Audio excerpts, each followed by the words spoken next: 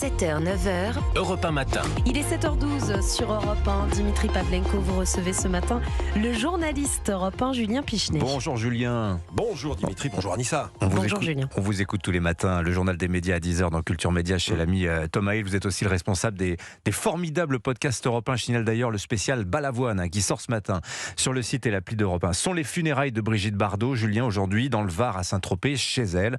Elle a beaucoup contribué, évidemment, Brigitte Bardot, au mythe glamour de Saint-Tropez.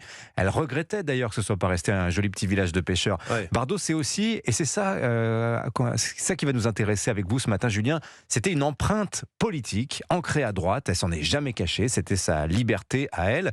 D'ailleurs, elle revendiquait, Brigitte Bardot, sa proximité avec Marine Le Pen qui va assister à ses funérailles. Oui, c'est l'une des personnalités politiques dont la présence a été annoncée tout à l'heure à Saint-Tropez. C'est vrai que Marine Le Pen est peut-être l'une des rares personnalités politiques dont Bébé a dit du bien, en tout cas ces dernières années. Vous vous souvenez de sa formule en 2014, alors c'est du Bardot dans le texte, attention aux oreilles chastes. J'aime beaucoup Marine Le Pen, avait dit Brigitte Bardot, je n'ai pas à m'en cacher, c'est la seule femme qui a une paire de couilles. Dans l'ensemble, ses idées me plaisent. Bon, c'est vrai qu'elle était déjà proche de son père, Jean-Marie Le Pen.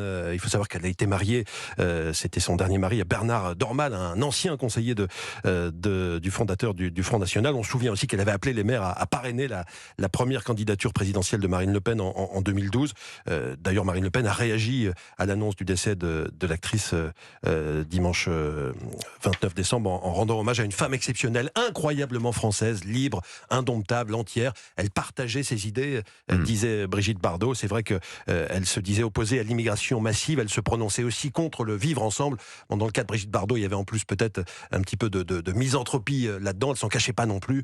Elle qui a été critiquée pendant 73 ans, on peut le dire. Tout à fait. Début de sa carrière en 52 jusqu'à 2025. Quoi qu'elle ait fait, quand elle était actrice, on disait que c'était une mauvaise actrice. Quand elle a été défenseuse des animaux, on disait qu'elle voulait se faire de la publicité. Dès qu'elle prononçait un mot, elle a été critiquée. Quand on est critiqué pendant 70 ans, je pense qu'effectivement, il y a un moment où on peut développer une certaine misanthropie. Oui, pour résumer, Brigitte Bardot, c'était cause animale et cause nationale. On développera un peu le point de la cause animale parce que ça a beaucoup troublé ses relations justement avec la gauche qui lui en veut aujourd'hui, qui ne lui a pas rendu d'hommage. Il y a eu des paroles politiques assez dures à son encontre depuis son décès il y a 10 jours. Oui, certains lui ont rendu hommage quand même. On sent que c'était un petit peu brouillon. La gauche ne savait peut-être pas trop comment se positionner, mais Fabien Roussel, le communiste, a rendu hommage à Brigitte Bardot. On a vu un hommage également d'Aymeric Caron, mais dans l'ensemble, effectivement, certaines personnalités de gauche, la plupart même des personnalités de gauche, ont refusé de rendre hommage à Brigitte Bardot parce que ses idées ne correspondaient pas à leurs valeurs, disait-il. Et à droite, Éric Ciotti lui avait demandé carrément à Emmanuel Macron d'organiser un hommage comme celui qui avait été rendu à Johnny Hallyday en 2017. Emmanuel Macron l'a proposé à la famille, mais celle-ci n'a pas donné de suite parce que les rapports entre Emmanuel Macron et Brigitte Bardot n'ont pas toujours été bons. Ça aurait été peut-être assez étrange d'ailleurs de voir Emmanuel Macron rendre hommage à Brigitte Bardot, vu ce que Brigitte Bardot disait du président de la République. Alors vous avez retrouvé des archives de Brigitte Bardot, sa parole, c'est toujours intéressant de l'entendre.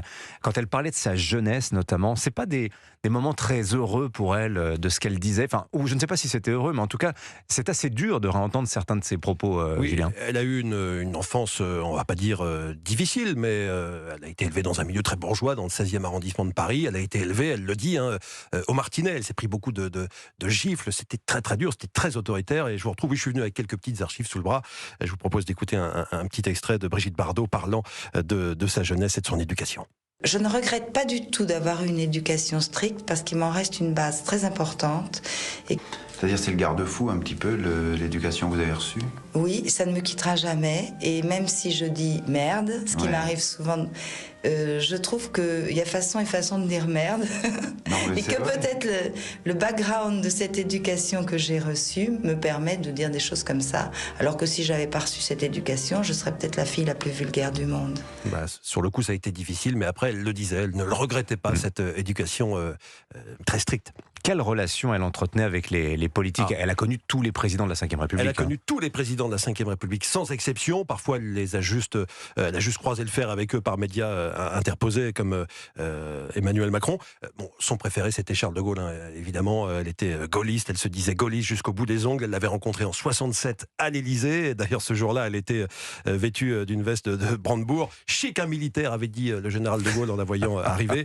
C'est vraiment son préféré, et ça allait rester jusqu'à la fin sans doute. Giscard, c'était son ami, elle l'avait soutenu en 74, elle avait mis un t-shirt Giscard à la barre.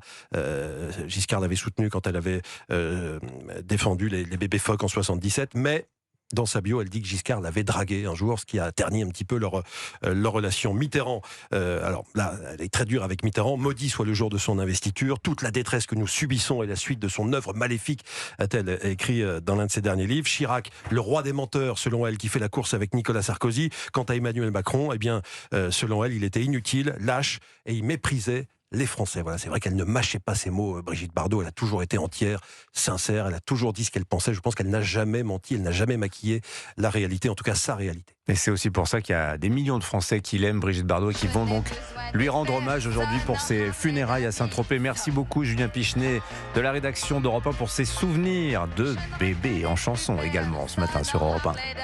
Il est 7h18 sur Europe 1.